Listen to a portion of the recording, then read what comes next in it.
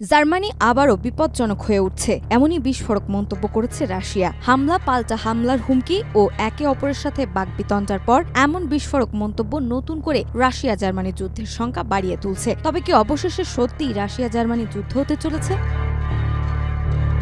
German প্রতিরক্ষামন্ত্রীর সাম্প্রতিক বক্তব্যের তীব্র প্রতিক্রিয়া জানিয়েছে রাশিয়া। ক্রেমলিনের মুখপাত্র দিমিত্রি পেসকভ বলেছেন, জার্মানি আবারও বিপজ্জনক হয়ে উঠছে। এই মন্তব্যের সূত্রপাত জার্মান প্রতিরক্ষামন্ত্রী বরিস পিস্তোরিয়াসের এক সাক্ষাৎকার থেকে। ফিনান্সিয়াল টাইমসকে দেওয়া এক সাক্ষাৎকারে তিনি বলেন, রাশিয়া যদি আক্রমণ চালায় তাহলে জার্মান সেনারা রাশিয়ার সেনাদের হত্যা করতে প্রস্তুত। তিনি বলেন, আমরা কাউকে ভয় দেখাতে চাই না, তবে যেন কেউ মনে না করে আমরা দুর্বল বা আত্মরক্ষা করব না। পিস্তোরিয়াস আরও বলেন, শান্তি প্রতিষ্ঠার আলোচনা কেবল সমান শর্ত ও শক্ত অবস্থান থেকেই সম্ভব।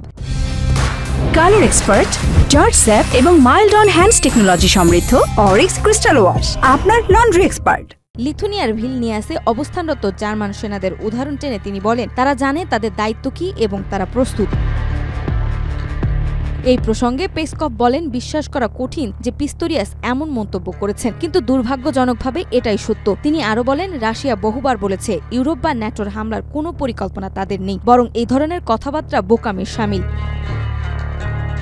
ক্রেমলিনের মতে ন্যাটো নিজেদের অস্তিত্ব ও বাজেট বৃদ্ধির যৌক্তিকতা দেখাতে রাশিয়াকে শত্রুরূপে উপস্থাপন করছে। পেসকভ বলেন, তারা এখন জিডিপির 5% পর্যন্ত প্রতিরক্ষা খরচ বাড়াতে চায়, আর এই জন্য তাদের একটি দৈত্য দরকার। তারা রাশিয়াকে সেই দৈত্য বানিয়েছে।